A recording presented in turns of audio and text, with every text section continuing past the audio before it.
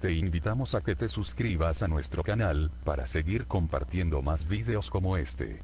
También a que nos regales un like si te gustó el video y que lo compartas en las redes sociales. Recuerda que puedes dejarnos un comentario sobre lo que piensas del video. Esperamos que lo disfrutes.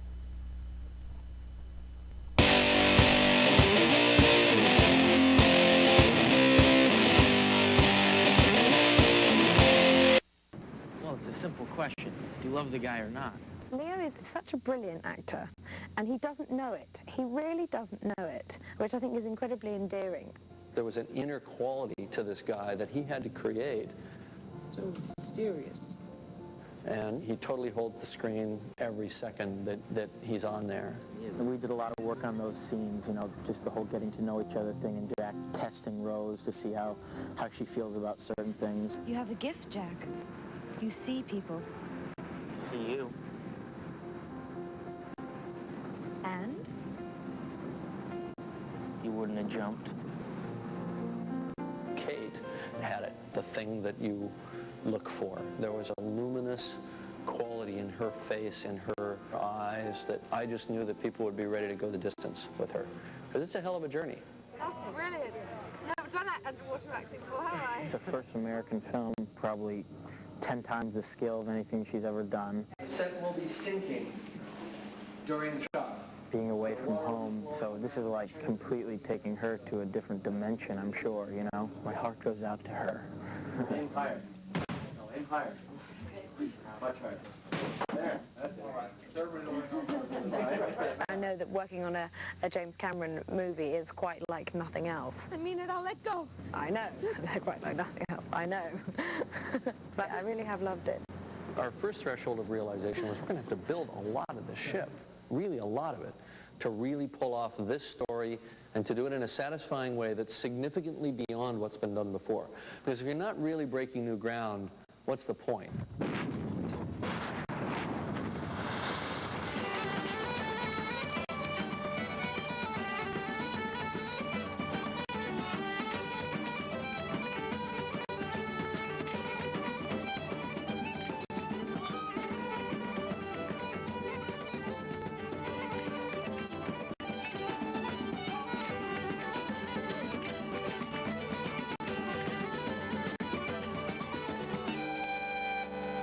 Now how are we going to light it?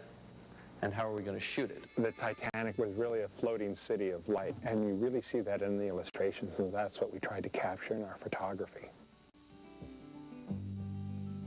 The most basic thing we had to do at first was just count portholes. Each one of those requires a light behind it, sometimes several.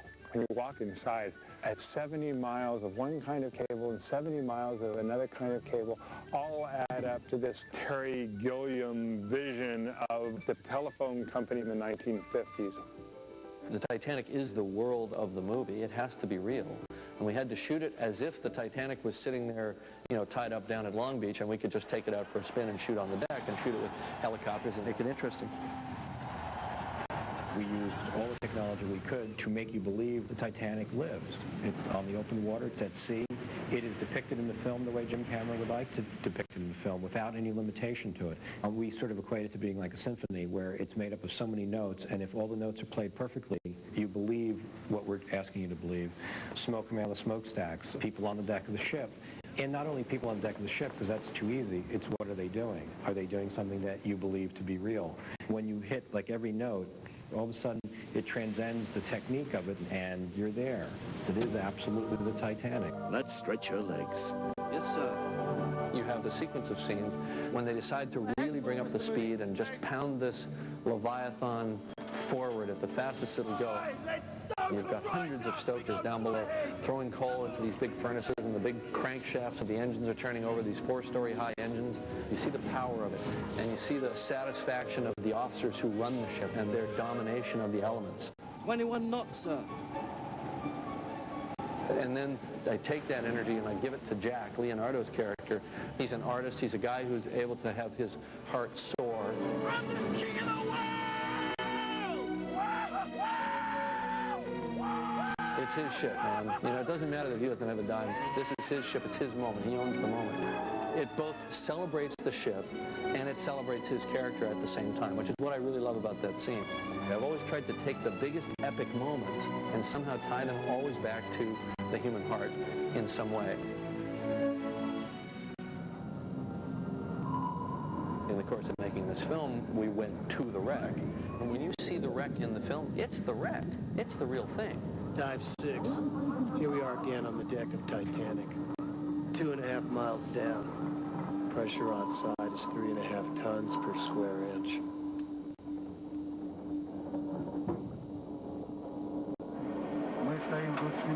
Unbelievable. It was a mission to shoot film in one of the most extreme environments that I think film has ever been shot in. So we had to create a camera system. No one had ever taken a camera that deep before. The crushing forces of the water would implode any normal camera housing many thousands of feet above our heads from where we were actually going to be shooting. Now, you ready? Roger, ready. So here we go, and action.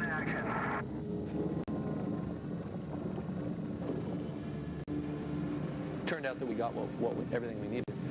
But we had this ROV, and it had a camera on it, and it had 100 feet of tether, and it could go inside the ship, and nobody had ever done that.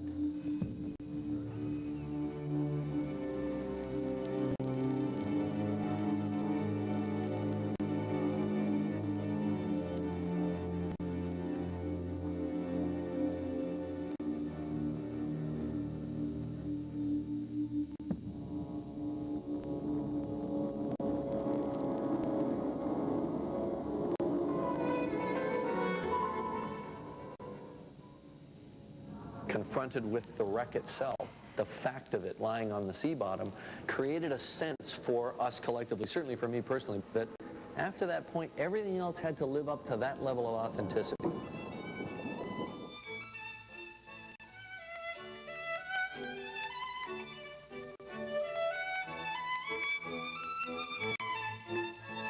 It was an era known for opulence and conspicuous consumption by the haves of society, and there were a lot of haves on Titanic, some of the richest people in the world, John Jacob Astor, Guggenheim, Molly Brown.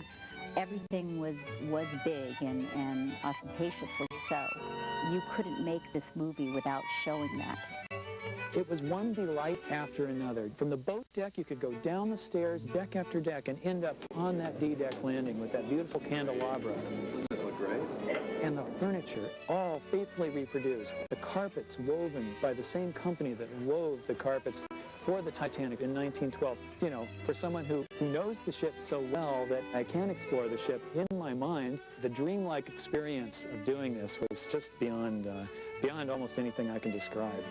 The efforts in wardrobe have been phenomenal, going out and purchasing actual vintage clothing and researching the time. Everyone combined puts forth an incredible amount of effort to make it perfect. And you want it so badly to be right. You know, when Polly beads a dress, she wants to pick a bead that really existed in 1912. This is in my memory forever. Forever. This film would be with me forever. It's incredible. Everyone, you know, you touch one and you say, oh, but look at this one. And then you go, oh, look at this one. It's wonderful. I walked into the dining room for the first time, and of course all the tables are set, and everything's bright and gleaming the way they described it, the people who were there. And all of a sudden, this flood of people in 1912 costume are crossing through the reception room and going into the dining room, and like, the passengers are here for dinner. They've arrived. Yeah, it's just unbelievable. All the crockery has been made absolutely accurate to the Titanic. The crystal is sensational. The cutlery is all stamped. It's awesome. I mean, it's tremendous. And the caviar was scrummy. No caviar for me, thanks. Never did like it much. Tell us of the accommodations and steerage, Mr. Dawson. I hear they're quite good on this ship. The best I've seen, ma'am. Hardly any rats. It begins with Ruth going out of her way to trash Jack, and then quite honestly and without any artifice or free-thought, Jack winds up turning the table. You know, I wanted the first-class dinner to be very elegant and very correct for the times, the formality. God, she belongs to Thomas Andrews. It's all for me. Just Start from the outside and work your way in. And really just as deadly as watching paint dry. I mean, this is not a world you want Rose to live the rest of her life within. And the steerage party was just wow.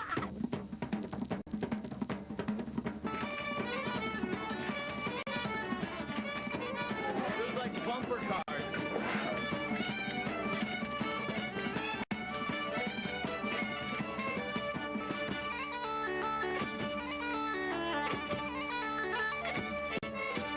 It was absolutely mad, and there was this brilliant Irish band called Gaelic Storm, and the Steadicam was in and out and dodging around between people, and it was great. I loved it. You're amazing, Rose. Hey, hey, hey, hey. Dip and dip and hip and ho. Hey, hey, hey.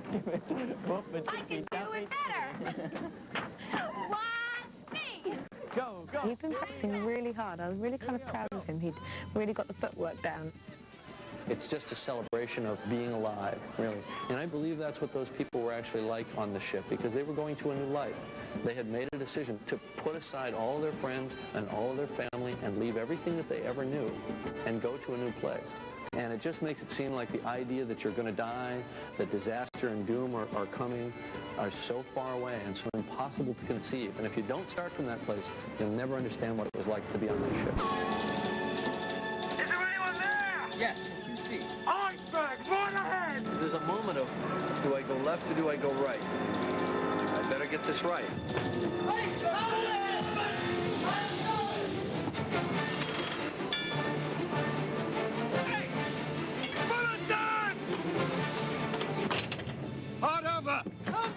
The ship only needed to turn another 10 or 15 feet, and it probably would have made it.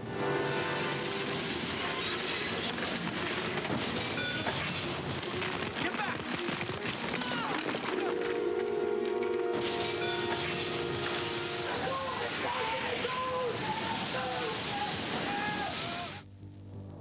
As she goes down by the head, the water will spill over the tops of the bulkheads from one to the next, back and back. There's no stopping it. Action! If you were a third-class, steerage male, you stood about a 1 in 10 chance of surviving. What are we doing, Mommy? When they finish putting first-class people in the boat, they'll be starting with us, and we'll want to be already, won't we? If you were a first-class female, you stood virtually 100% chance of surviving. When the ship finally starts to sink, the sort of decision of whether to go with her old lifestyle and be safe or take a huge chance and risk everything that she's ever had comes with it. Don't you understand? The water is freezing and there aren't enough boats. Not enough by half. Half the people on this ship are going to die. Not the better half. So you have these two people from different worlds, very almost fairy tale in its simplicity. They fall in love across all the class boundaries, and then the ship hits an iceberg, and then those class boundaries tend to rip them apart. In an hour or so, all this will be at the bottom of the Atlantic. Okay, it's 1:30 in the morning, and what we're seeing here are boats 9, 11, 13, and 15 leaving in pretty quick succession. And for a lot of the steerage partners, this is their last chance to get off. These boats are pretty much the most full of all the ones that are leaving the ship. When you see that fully loaded lifeboat being lowered off a ship 65 feet above the water and jerking down on those ropes, and the tips of those davits flex about 6 inches. They go doink, doink, doink, and it just all seems like it's just going to collapse and fall apart, and it seems so harebrained. And yet our davits were built by the company that built the actual davits on the Titanic. I don't think you can make something more realistic and detailed than this film, unless you were to actually take the ship and sink it, which we're pretty much doing. Over the set. Over the set, Scotty. Okay, we're lowering the set, Josh. We're lowering the set.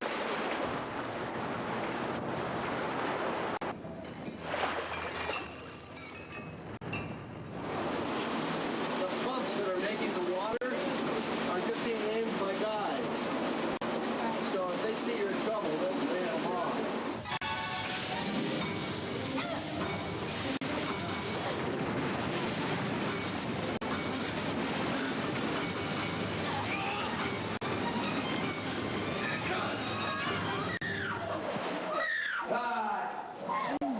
A lot of the water stuff has been really rough just because I'm really temperature sensitive. Come on, scary. I'm not going in there until they say rolling.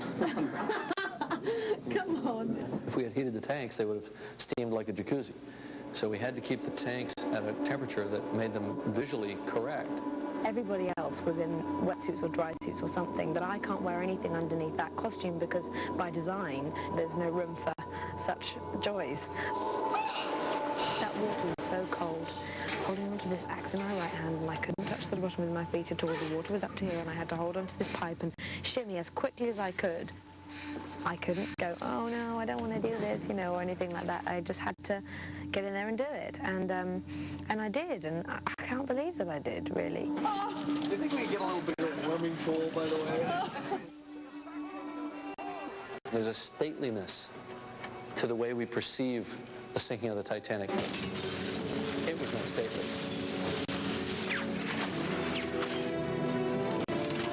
I wanted it to be more visceral, to be more primal, and quite frankly, to be more terrifying. The Grand Staircase almost becomes a character in this movie. We see it several times, and it really is the entrance to the beautiful world. Later during the film, we see that beautiful world submerged, destroyed. It was quite a logistical undertaking because the staircase is several stories high. We're actually building this as they built it on the Titanic. We're not building it as a film set, we're building it as a real staircase that can actually take quite a bit of damage with water and things like that.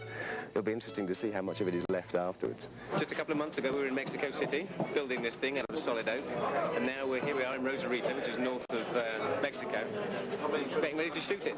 The time is now 2:15 in the day of Titanic, so the boat is at 12 degrees, sinking down into the water. It's only been tested with water, so it's going to be quite exciting, I should think.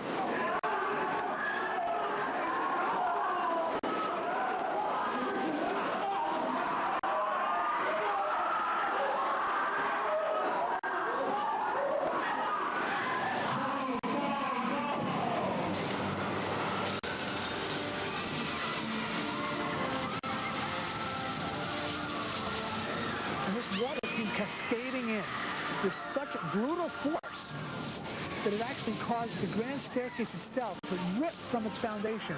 And it was very representative of what we believe most likely happened on the ship itself.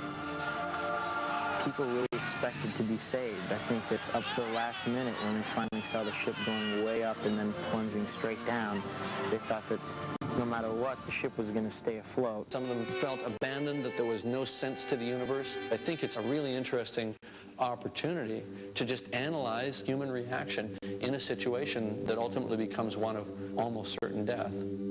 I remember going to the cemetery in Halifax after filming all night, and you know, they all have the same date, April 15, 1912. There was a tombstone there to a young officer, and the inscription read, "Each man stood his post while the weaker ones went by and showed again to all the world how Englishmen should die." It's just so evocative of nobility, and I think everybody aspires to that. Well, thank you. We have dressed in our best and are prepared to go down as gentlemen. We disconnect the front 180 feet and put it on hydraulic cables, and you will actually see the front section of the ship on camera go underwater as the water pours up on actors. All the stunt people that are on that section are going to get tangled up in things and be sucked down. So it's really the safety aspect of everything, and we'll have a load of lifeguards, we'll have a load of safety divers. Lower the set. Action! It was quite something to be on that set, to watch the water rushing up the deck of the ship as fast as it was, to realize these people had seconds to make up their minds about what they were going to do. As the final plunge came, the bow had gone under, the whole forward part of the ship had gone under, the ship began to rotate very rapidly.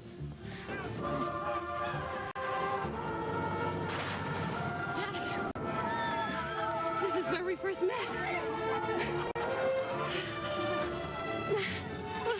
It literally pulled the stern right up in the air to an angle of about 45 degrees. God almighty.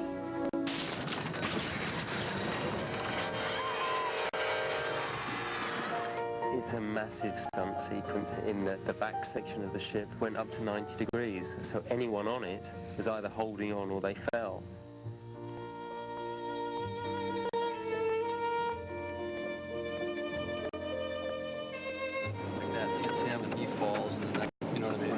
continuously testing things, and ideas are being thrown around. Oh, how can we do this?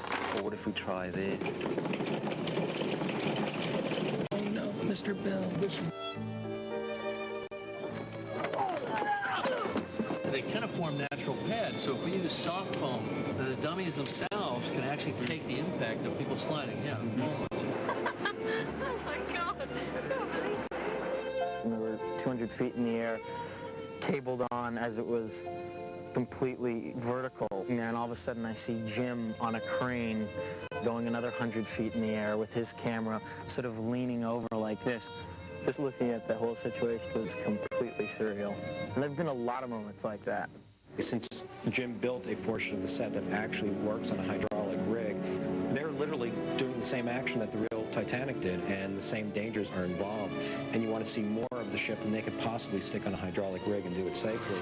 So at Digital Domain, we ended up adding the rest of the ship that you would have wanted to have seen in a grand shot like that. I don't know. It's very exciting what they're doing in that they can do a fall, say, of 40 feet. They can take that person and then put him falling 200 feet, hitting things on the way down. So it's not just, oh, that's all digital, that's all just stunt work, that's all special effects. It's a combination of everything that makes a sequence.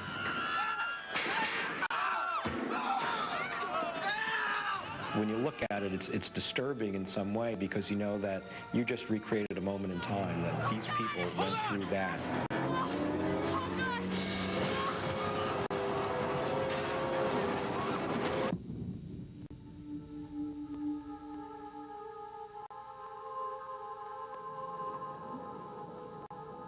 I guess there's theories of things happening of such intensity that they almost create an echo in time.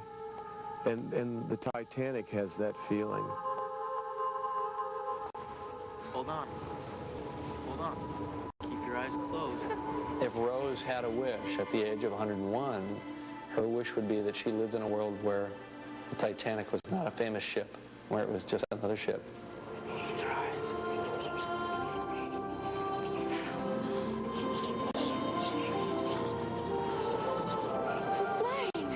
I think it's great that this film is being made, I really do, because it doesn't feel like, you know, another Titanic movie. It's more than that. I think one of the things that is so brilliant about Jim is that in all of his movies, you care so much about people.